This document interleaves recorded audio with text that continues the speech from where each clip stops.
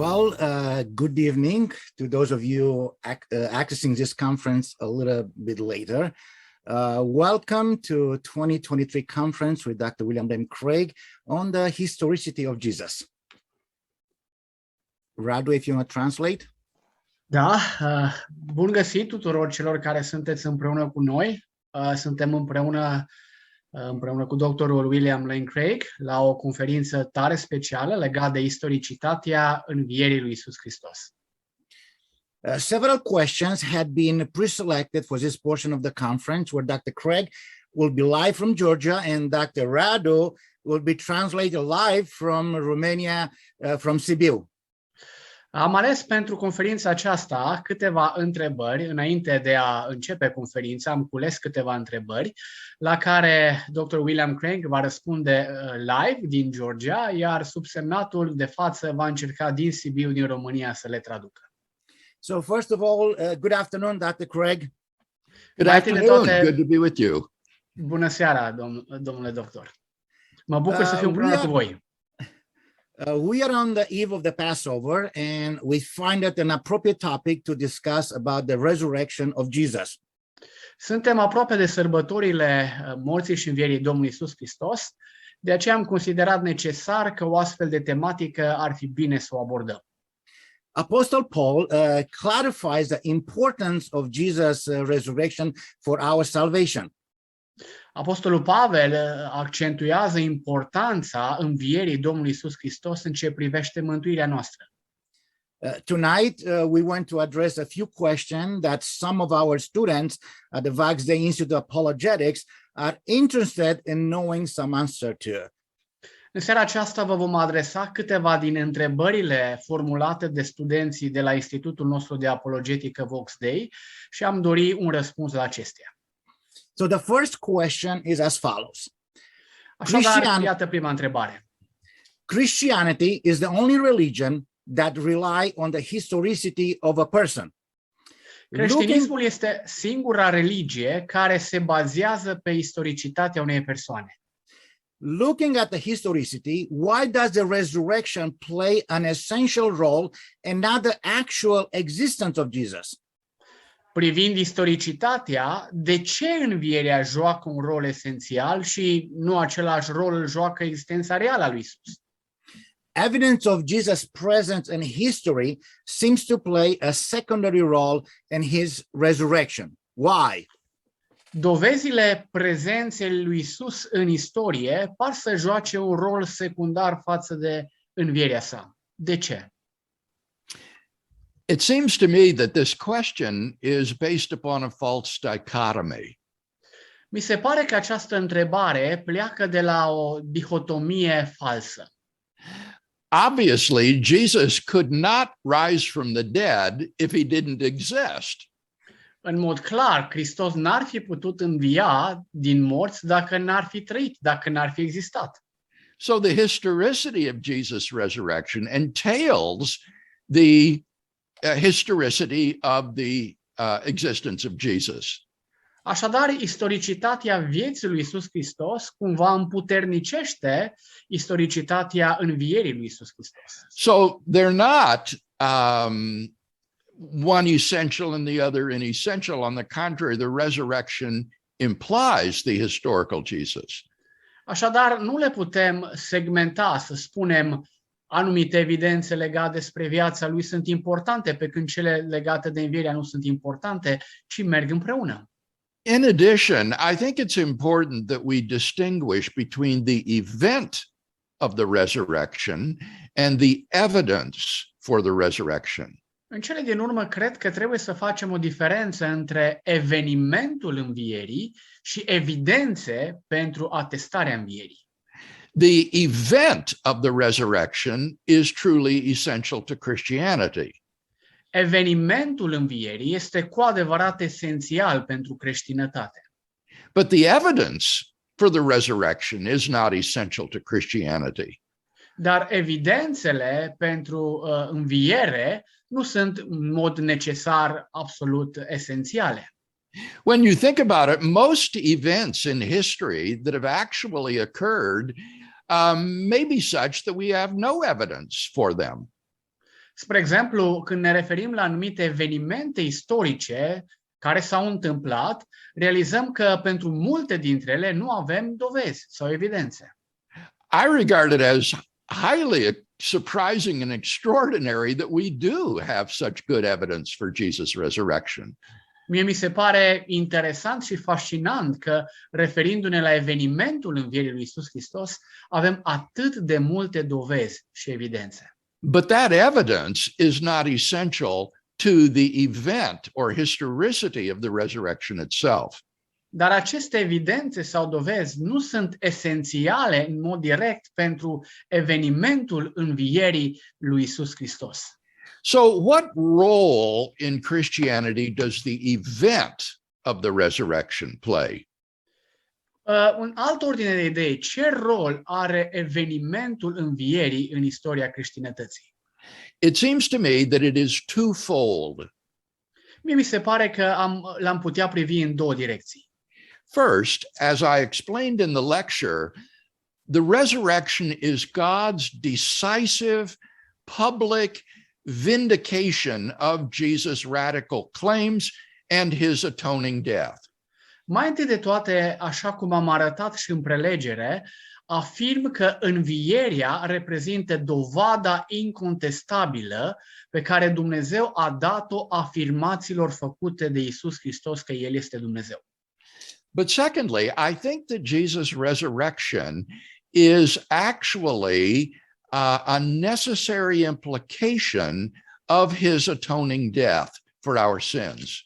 În al doilea rând, a spune că evenimentul învierii atacă și problema justificării în urma morții sale ispășitoare. On the cross, Jesus paid the penalty for our sin that we deserved. Pe cruce, Hristos a plătit plata cuvenită păcatelor noastre. In the Bible, the penalty for sin is death. În Scriptură înțelegem că plata păcatului este moartea. And by his substitutionary death, Jesus fully satisfied the demands of divine justice. Și prin moartea sa înlocuitoare, pe cruce, Domnul Iisus Hristos a plătit în mod total, absolut, plata cuvenită păcatelor noastre. God's justice has been fully satisfied. Dreptatea lui Dumnezeu în mod deplin a fost îndeplinită. Therefore, Jesus cannot justly remain dead. De aceea, Hristos în mod just n-ar putea să rămână mort. Just as a prisoner who has fully served his prison sentence cannot be justly further imprisoned, but must be released, so Jesus, having fully satisfied divine justice, cannot continue to remain dead, to be further punished. Rather, he must be raised from the dead. Tot așa cum un criminal, un infractor, după ce și-a plătit în ani de închisoare pedeapsa cuvenită, nu ar fi drept sau corect să rămână în continuare în închisoare, tot așa Hristos, din moment ce pe cruce, în mod deplin a fost achitat plata păcatului nostru, nu ar fi fost just sau drept ca să rămână mort. So, in summary, Jesus' resurrection serves as a divine vindication of his personal claims, and secondly, it is a necessary consequence of his fully satisfying divine justice on our behalf. În concluzie, a spune că Iisus Hristos, prin învierea sa, a dovedit pe deplin afirmațiile făcute că este Dumnezeu și, în al doilea rând, în mod just, trebuia să învie, întrucât pe cruce a achitat în mod deplin și total plata păcatelor noastre. Thank you so much. And another question, interesting question. It's comparing the synoptic gospels, Matthew, Mark, and Luke. Mulțumesc frumos pentru răspunsul oferit. Trecem la a doua întrebare, din nou o întrebare interesantă. Comparând evangheliile sinoptice, Matei, Marcu și Luca, 91% of Mark's Gospels are contained in Matthew. 91% din Evangheliile lui Marcu sunt cuprinse în Matei. Din Evanghelia lui Marcu este cuprinsă în Matei. While 53% of Mark is found in Luke. În timp ce 53% din conținutul Evangheliei după Marcu se găsește în Evanghelia după Luca. Did the authors rely on common sources? S-au bazat autorii pe surse comune? Were they interdependent? Erau ele interdependente? I think the answer is yes, they were interdependent. Răspunsul meu este da, ele au fost interdependente. Matthew and Luke clearly knew the Gospel of Mark. Matei și Luca în mod evident cunoșteau Evanghelia după Marcu. And there are many scholars who believe, I think quite plausibly, that Luke also knew the Gospel of Matthew. Și mulți teologi sunt de părere că inclusiv Luca, evanghelistul, cunoștea sau avea cunoștințe despre Evanghelia după Marcu și Matei. What is even more interesting, however, is the conclusion of many contemporary scholars that Mark, Matthew, and Luke all used other sources in writing their Gospels. Ceea ce este oarecum surprinzător în cercetările recente făcute de teologi este că cei trei evanghelii sinoptice cumva aveau o sursă. For example, Luke speaks of the many who had tried to write an account of Jesus that he was aware of when he wrote his gospel. Și când vorbesc despre aceste surse, mă gândesc la exemplu oferit de evanghelistul Luca la începutul Evangheliei, în care el spune că mulți au dorit să creeze o narațiune despre Iisus Hristos și întâmplările sale.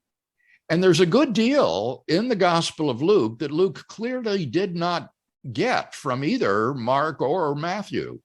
Dar citind Evanghelia după Luca, observăm multă cantitate de text care nu a fost inspirată nici din Matei, nici din Marcu. Similarly, Matthew has a good deal of material that is derived from an independent source that he did not get from Mark. La fel am putea spune despre Matei. În Evanghelie se găsește o cantitate de text mare care nu a fost luată din Marcu, pentru că nu o găsim în Marcu. Especially relevant here would be the post-resurrection appearance stories in Matthew. Spre exemplu, în contextul dezbaterii noastre, aș menționa evenimente care relatează arătări post-înviere. Although Mark foreshadows a resurrection appearance in Galilee, he does not give us any actual story of these appearances. Deși Marcu cumva profețește despre anumite arătări post-înviere ale lui Hristos materializate în Galileea, nu ajunge să le descrie. But Matthew does hand on traditions about some of these appearances that were based on independent sources. Dar Matei, spre deosebire de Marcu, realizează descrierea acestor arătări post-înviere. And finally, Mark did not just simply sit down at his desk and compose the Gospel of Mark freehand. Și în cele din urmă spunem că Marcu nu a stat la biroul său și să scrie așa în mod unitar Evanghelia. As I indicated in my lecture, many scholars, I think most scholars would say that there existed a pre-Markan passion story, an account of the last week of Jesus' suffering and death that Mark knew and used in writing his own gospel. Așa cum am menționat și în prelegere, mulți teologi sunt de părere că înaintea lui Marcu existau anumite surse care descriau ultima săptămână a vieții telurice a Domnului Iisus Hristos, din care și Marcu s-a putut inspira. Now, what is significant about these independent sources from a historical standpoint is that they drive us even further back, closer to the events that they record. Ceea ce este fascinant când ne referim la aceste surse independente este că ele ne aduc mai aproape de inima evenimentelor, de momentul în care acestea s-au desfășurat. The Gospels are already very early documents written within the first generation after Jesus' crucifixion. Chiar Evangheliile în ele însele găsim că sunt elemente istorice care sunt scrise într-o generație depărtare de inima întâmplărilor, undeva la câțiva ani distanță. But their sources are even older and provide, therefore, very early historical information about Jesus and the movement that followed him. Însă sursele care cumva au stat la baza Evangheliilor le putem trasa mai aproape de inima evenimentelor, cu alte cuvinte, sunt mai acurate. So I have a question from a student of ours from France. Am primit o întrebare din partea unui student din Franța. And he says, why did women go about embalming the body of Jesus? Întrebarea era următoarea: de ce au mers femeile să îmbălsămeze trupul lui Isus, when in Jewish tradition, only men could embalm another dead man? când, potrivit tradiției iudaice, numai bărbatul putea îmbăsălma un alt bărbat mort? I'm afraid that this question is based upon misinformation. Mă tem că întrebarea aceasta pleacă de la o informare greșită. In the first place, Jewish funerary practices did not include embalming the dead. Mai întâi de toate, potrivit culturii iudaice legate de înmormântare, aș putea spune că nu încăpea ideea de îmbălsămare. Embalming was an Egyptian funerary practice. We're all familiar with the famous mummies that were embalmed and are still extant. Îmbălsămarea era mai degrabă ceva tipic cultural egiptean. Cu toții suntem familiarizați cu mumiile existente în patria egipteană. Jewish funerary practices, by contrast, were to either bury or to entomb the corpse and allow the flesh to simply rot away for about a year until it was gone. În privința practicilor ritualiste iudaice, găsim două elemente: fie înmormântarea, îngroparea trupului, fie lăsarea trupului pentru aproximativ un an de zile să putrezească, să intre într-un proces de putrezire. And then after about a year, the bones would be dug up or assembled into bone boxes called ossuaries, and these ossuaries then would be stashed in a tomb. Iar după aproximativ un an de zile, când carnea era deja putrezită, evreii obișnuiau să iau oasele rămase și să le pună în anumite cutii, numite osuare, și apoi acestea să fie îngropate. Now, when a body was first placed in the tomb, during the first 4 days after interment, members of the deceased's family or others could come to visit the tomb and to pour aromatic oils or put on spices to anoint the dead body. Acum, când cineva murea în timpurile de atunci, familia decedatului se deplasa la locul de îngropare. Timp de 4 zile avea posibilitatea ca să toarne peste trupul decedatului anumite parfumuri, miresme. And this was evidently the intention of the women who visited the tomb that early Sunday morning. Și cu siguranță asta a fost și intenția femeilor care dis de dimineață în ziua învierii s-au deplasat spre mormânt. And this is a perfectly plausible motif that they had in mind. Și cu siguranță ne referim la un motiv plauzibil pe care acestea îl aveau în minte. A student from the Black Sea sent me 2 questions, actually. It's kind of interesting. Un student din regiunea Mării Negre mi-a trimis două întrebări interesante. Why did the resurrected Jesus appear only to his friends, not to his enemies?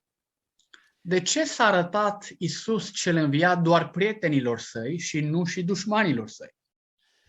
When you read the resurrection appearance stories, I think it's evident that the purpose of these appearances was to commission the disciples for world mission.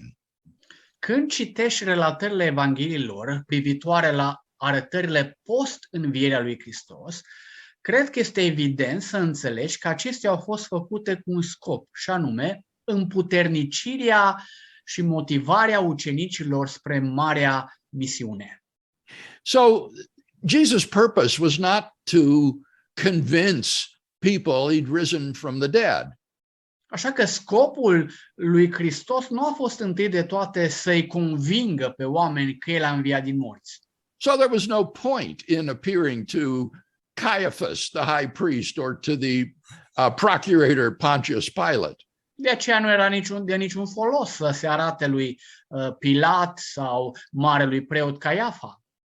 Rather, the purpose was to reassure his disciples that he was alive and to commission them for the task of taking the gospel into all the world.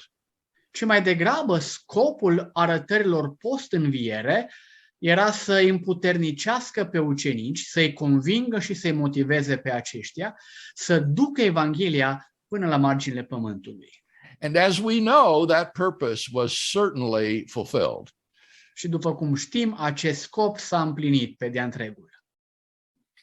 The second question is in regard to Matthew 27, verses 52 to 53. A doua întrebare are de a face cu relatarea Evangheliei după Matei, capitolul 27, versetele 52 și 53. Where it talks about the resurrection of the saints during Jesus' crucifixion. Acolo se vorbește despre învierea sfinților în timpul răstignirii lui Hristos. Can you explain the difference between the resurrected saints and Jesus' resurrection? Puteți explica ce diferență a existat între învierea trupurilor sfinților și învierea lui Hristos? What was the purpose of this divine act? În cele din urmă, care a fost scopul acelui act divin? Well, this is certainly one of the most puzzling and strange passages in the Gospels. Cu siguranță mi-ați prezentat unul dintre cele mai controversate și problematice pasaje din Evanghelie. I think the first question to be asked is whether or not Matthew intends this to be taken literally. Aș începe întrebând altfel textul.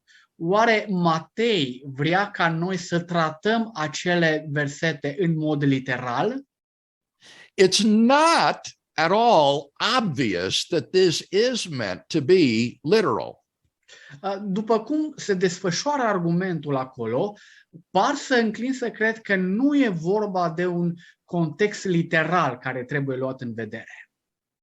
It was typical of first century authors to describe events that they thought were of earth-shattering significance in terms of divine signs and extraordinary wonders that would show the truly staggering importance of this event.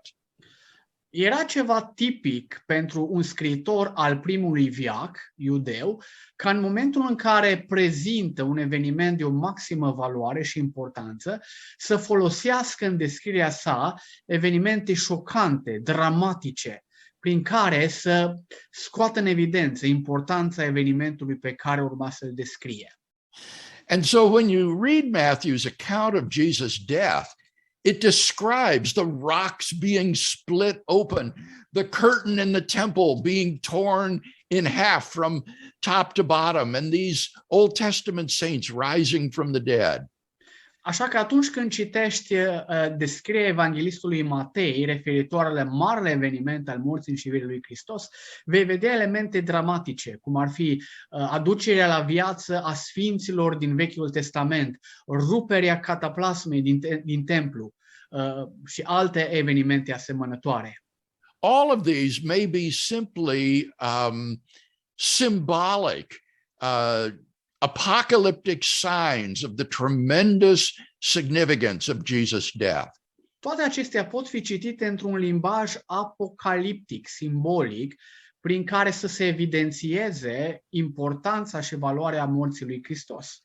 And so, whether you take it literally or symbolically, the purpose of this narrative is clearly the same, namely to underline the earth-shattering, world-changing significance of the death of Jesus. Fie că citește aceste versete în mod literal sau le privești simbolic, în spate există un singur răspuns. Evenimentele descrise vin să arate unicitatea evenimentului grandios care schimbă eternitatea și lumea a morții lui Iisus Hristos. Now, on the other hand, if you do take it literally, then two more questions arise. Pe de altă parte, dacă citești aceste versete literal, se ridică alte două întrebări. Were these people raised to glory and immortality in the way that Jesus was raised? Oare acești sfinți care au fost înviați după același chip și modalitate a trupului glorificat al lui Hristos?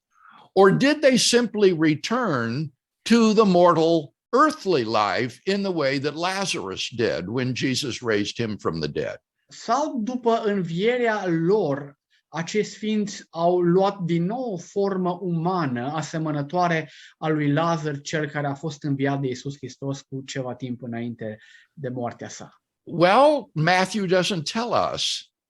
Ei bine, Matei nu ne spune. Theologically, it would seem very odd to say that there were people raised to glory and immortality before Jesus. Din punct de vedere teologic, ar fi foarte dificil și ciudat să susținem că au existat înainte de învierea lui Hristos oameni care au fost înviați într-o stare de imortalitate și într-o stare glorificată. We know that Paul speaks of Jesus' resurrection as the first fruits of those who have fallen asleep. Pentru că știm că apostolul Pavel în Corinteni vorbește despre Iisus ca fiind pârga celor adormiți, primul dintre cei care au murit și apoi au trăit într-o stare de imortalitate și glorificată. And that might suggest that what has happened here is simply the return to the earthly life, just as Jairus' daughter came back to life, or the widow of Nain's son, or Lazarus himself in the Gospel of John. Așa că ne rămâne cea de-a doua posibilitate, că acești sfinți care au fost înviați s-au întors în cele din urmă la o stare normală, biologică, asemănătoare după învierea fetei lui Iair sau după învierea lui Lazar și altora care au fost înviați de Iisus în timpul petrecut pe pământ. Now, if you were to ask me, well, Dr. Craig, what is your opinion about these questions? Și dacă m-ați întreba în mod personal, Dr. Craig, ce opinie aveți legat de aceste posibilități? I would say that I don't know. Aș spune sincer că nu știu. I don't think Matthew has given us enough evidence to answer these questions with any sort of confidence. Pentru că nu găsesc că Matei ne-ar da multe evidențe fără greșeală ca să mergem pe o direcție. And so I remain open-minded about these questions. Așa că rămân deschis la posibilitățile enunțate anterior. Thank you. Mulțumim There are frumos. many arguments in questioning Jesus' resurrection, and one of them is related to the possibility of mass hallucination. Există multe argumente care pun la îndoială învierea lui Hristos. Un astfel de argument este legat de posibilitatea halucinației în masă. Did the disciples had hallucinations? Au văzut ucenicii halucinații? Au avut ei halucinații?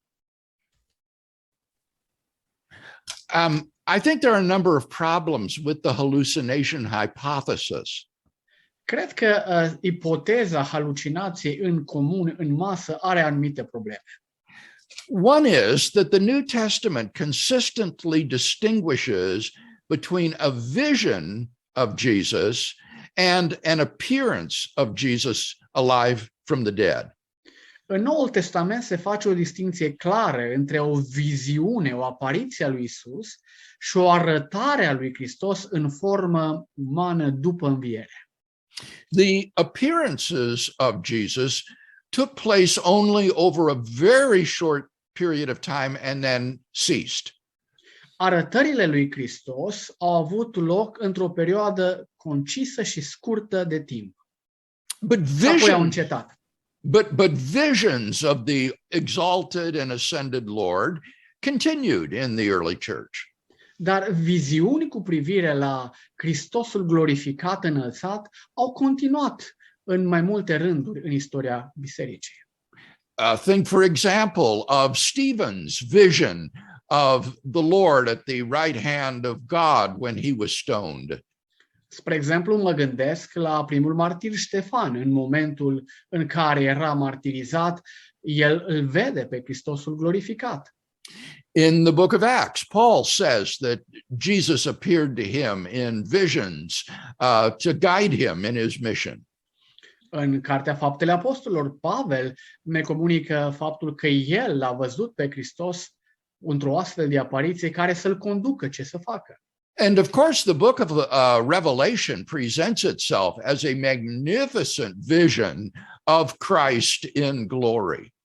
Și desigur, cartea Apocalipsa se încheie cu o prezentare magnifică a lui Hristos în glorie. So the question is, what is the difference between a vision of Jesus and an appearance of Jesus? Așa că întrebarea s-ar pune, care este diferența între o apariție a lui Hristos, o viziune a lui Hristos și o arătare a lui Hristos? Well, it seems to me that the most plausible answer to that question is that visions were entirely intramental. They were just in the mind, even if they were caused by God, whereas an appearance was extramental, taking place in the real world. Mi se pare că atunci când vorbim de viziune sau apariție, acestea au loc intramental, în interior, chiar dacă sunt cauzate de Dumnezeu, pe când arătarea lui Hristos se întâmplă în afara minții mele, la fel sub binecuvântarea lui Dumnezeu. So, for example, when Stephen died, no one else saw what he saw in his vision of Jesus. Spre exemplu, când Ștefan își dădea Duhul, nimeni altcineva nu a văzut ce a văzut Ștefan, și anume să-l vadă pe Iisus glorificat.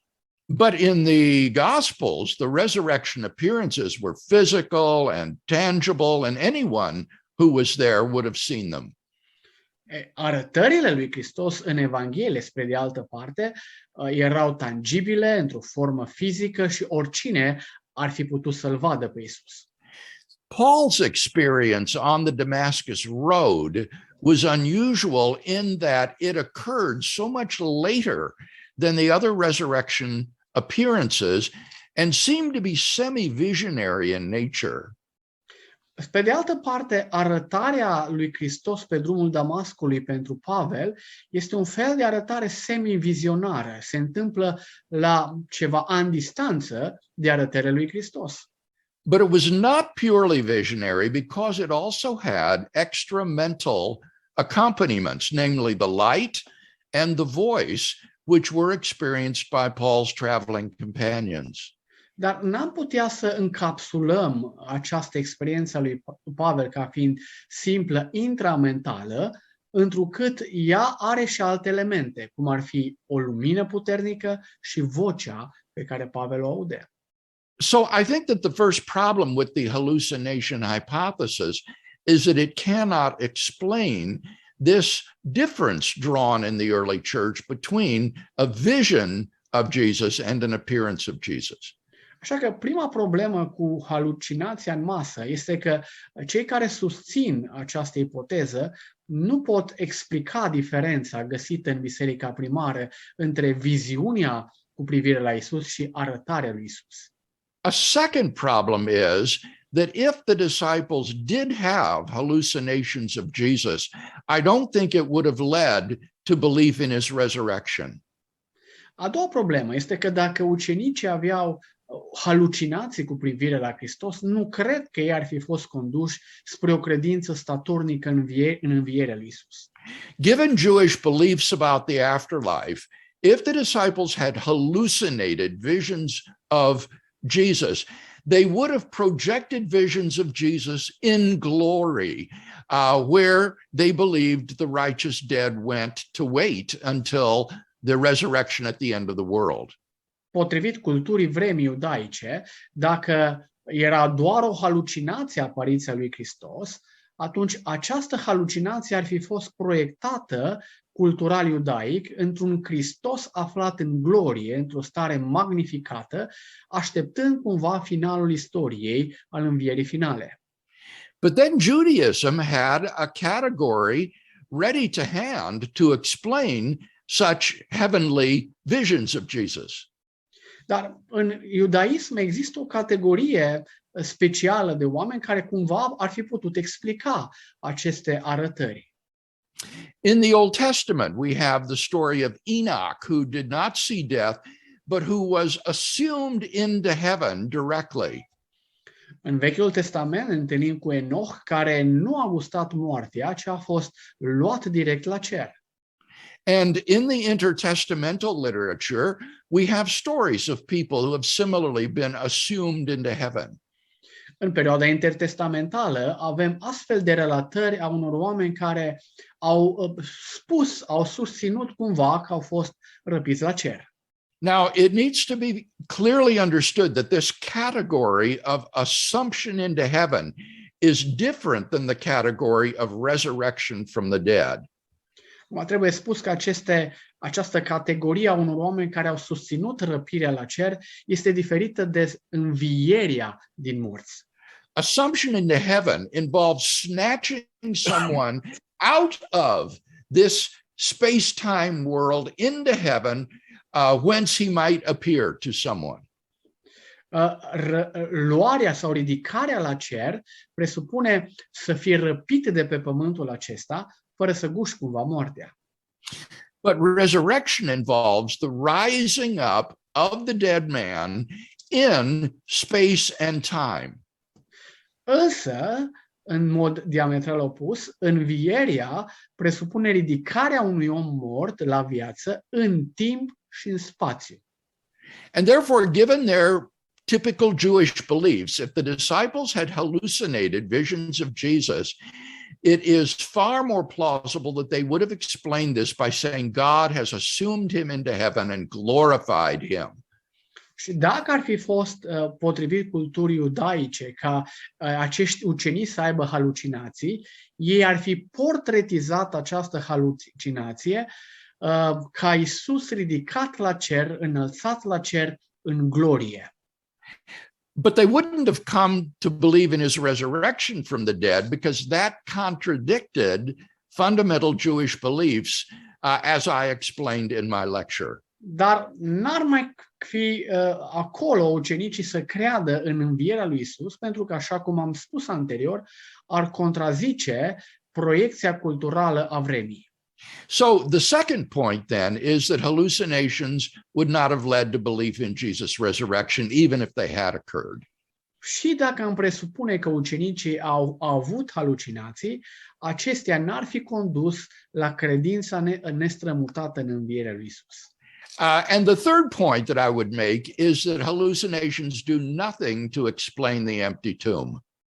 Și în al treilea rând, a spune, halucinațiile nu ajută cu nimic să explice mormântul gol. In order to explain the empty tomb, you have to conjoin to the hallucination hypothesis, another hypothesis, so that explanation is not as simple as the resurrection, and it fails in explanatory scope. Și dacă e să mergi pe varianta halucinațiilor, mai târziu va trebui să mai adaug și alte lucruri, alte ipoteze, ca să susțină ceva ce nu poate să fie susținut. So this third objection is basically that the hallucination hypothesis lacks adequate explanatory scope and therefore is less simple than the resurrection hypothesis. Și aș spune că în al treilea rând că ipoteza halucinațiilor, acesteia îi lipsește un scop explicator, ceea ce îl face mult mai greu de înțeles și de crezut decât a crede în învierea lui Isus. Thank you so much. And the last question, the seventh, it's interesting. I believe it's more of a theological question than apologetic. Mulțumesc frumos pentru răspuns. Ne îndreptăm spre ultima întrebare. A șaptea, cred că este mai teologică decât apologetică. In divine plan include the death and resurrection of Jesus. Planul divin includea sau cuprindea moartea și învierea lui Isus. Why was the resurrection necessary in God's plan? De ce a fost necesară învierea potrivit planului lui Dumnezeu? I don't think that the really interesting question here is why the resurrection was necessary.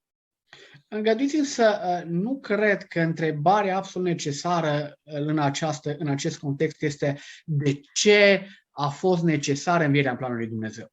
Rather, the more interesting question is, what is the role played by the resurrection in God's plan? Mai degrabă aș formula în felul următor: ce rol are învierea în planul lui Dumnezeu? Now, maybe God could have adopted a different plan that didn't involve the resurrection. Acum, poate că Dumnezeu putea să adopte un alt plan care să nu includă învierea. Who knows? Cine știe? So I don't think we're in a position to say the resurrection was necessary to God's plan, just simply that it played a vital role in God's plan. Mai degrabă decât să zic că cumva era necesară planul lui Dumnezeu, mai degrabă aș vrea să vedem ce rol are și ce rol vital până la urmă joacă în planul lui Dumnezeu. And that role, once again, was twofold. Și rolul acesta, încă o dată o spun, merge în două direcții. First, it was the vindication of Jesus' radical personal claims for which he had been executed for blasphemy. Mai întâi, era rolul acesta de a confirma adevărurile susținute, adevăruri radicale susținute de Iisus Hristos, pentru care, de altfel, el a fost crucificat. And then secondly, the resurrection is the necessary consequence of Jesus having fully satisfied the demands of God's justice by his substitutionary death for sins. Și în al doilea rând, a spune că învierea este consecința normală, naturală, directă a faptului că pe cruce Hristos a plătit pe deplin, pe de-a întregul, în totalitate, plata cuvenită pentru păcatele noastre. So I think you can see that the resurrection plays a vital and central role in Christian theology. Așa că cred că poți să observi că învierea joacă un rol vital și important în teologia creștină. Thank you so much. And I know that you are a busy man. You are involved in so many ministry, and you have so many requests around the world from all our directors from Reasonable Faith. Mulțumesc tare mult, știu că sunteți foarte ocupat, invitat fiind în multe prelegeri în diferite colțuri ale lumii, în diferite acțiuni. What will be your message for today's church in apologetics and the future of Christian defenders? Yes. În final v-aș întreba care ar fi mesajul dumneavoastră pentru biserica de astăzi în ce privește apologetica și viitorul apologeților creștini. I think that there is a tremendous need in Europe for a renaissance in Christian apologetics. Cred că în Europa este o nevoie uriașă de o renaștere a apologeticii. European culture is deeply post-Christian. Cultura europeană este adânc post-creștină. It is the product of the Enlightenment, that movement of thought in the 17th and 18th century that threw off the monarchy and the church in the name of human autonomy. Cumva suntem tributari iluminismului petrecut în Europa în secolul XVIII, care a dat la o parte monarhia și biserica, susținând autonomia umană. And this Enlightenment mentality deeply colors modern European culture. Și această mentalitate iluministă se regăsește pe deplin astăzi în cultura europeană. And I think that our task as Christian apologists is nothing less than rolling back the Enlightenment. Și cred că sarcina noastră ca apologeți creștini este să dăm la o parte toate efectele acestea negative ale iluminismului. Now, don't misunderstand me. Acum vă rog să nu mă înțelegeți greșit. I'm not saying that we should seek to reestablish the monarchy and the state church. Nu susțin restaurația monarhiei și a bisericii stat. Rather, I am saying that we need to show modern men and women that Christianity is an intellectually viable option for thinking people, and that therefore it is one that is acceptable to them today. Mai degrabă ar fi să sugerăm și să arătăm oamenilor că tot ce înseamnă creștinismul face sens, face legătură și, cu alte cuvinte, și din punct de vedere rațional poate fi acceptat. And therefore every intelligent European Christian needs to have, first of all, a good arsenal of arguments for the existence of God. Așa că orice creștin rațional european trebuie să aibă un arsenal suficient de argumente pentru a susține existența lui Dumnezeu. Arguments like the cosmological argument, the teleological argument, and the moral argument. Argumente de genul cosmologic, teleologic sau moral. It's vitally important that we be able to defend the rationality of belief in God. Este vital să susținem raționalitatea credinței în Dumnezeu.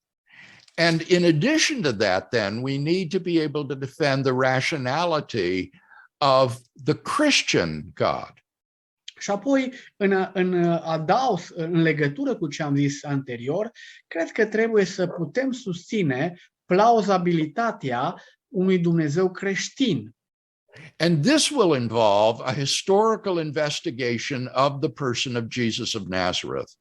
Și asta va implica o investigație atentă a Hristosului istoric.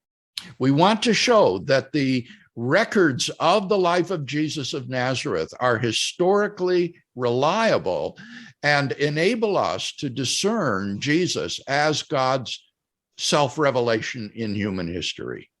Ce vrem să arătăm este că evidențele istorice sunt de bază, ne putem încrede în ele ca să-L descoperim pe Iisus Hristos ca Dumnezeu real în istorie. So our task is admittedly enormous, but it is one that we can achieve, I believe. Da, sarcina noastră este enorm de grea, dar cred cu toate acestea că putem să o depășim și putem să o împlinim.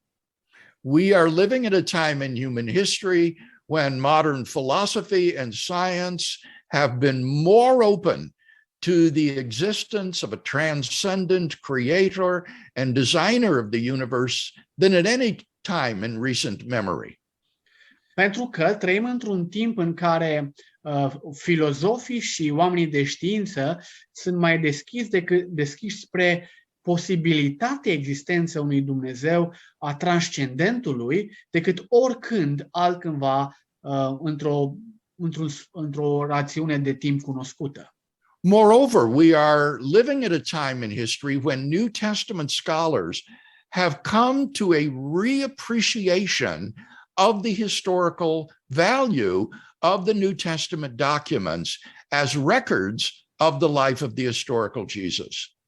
Ba mai mult, aș spune că teologii nou testamentari au accentuat suplimentar astăzi evidențele istorice ale Hristosului istoric, așa cum le prezintă Scripturile.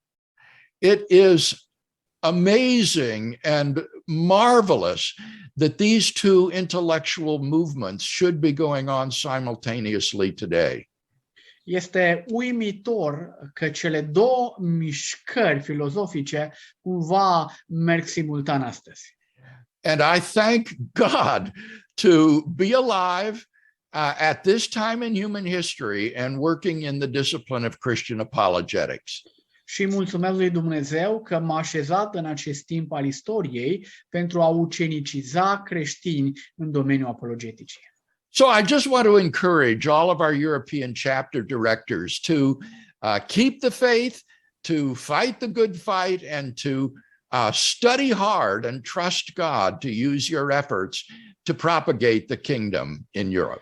Așa că doresc să încurajez pe toți europenii sau directorii de programe apologetice să se țină tare în credința lor, să fie motivați să studieze mult și în același timp încredințați că Dumnezeu este la lucru. Thank you so much, Dr. Craig, and was an honor, and sorry to take so much time out of your precious time with others too. Entirely my privilege, Octavian. Good to be with you. Mulțumesc tare mult, Dr. Craig, pentru timpul acordat. Știu că v-am răpit mult timp. Răspunsul a fost, privilegiul a fost de partea mea. Thank you.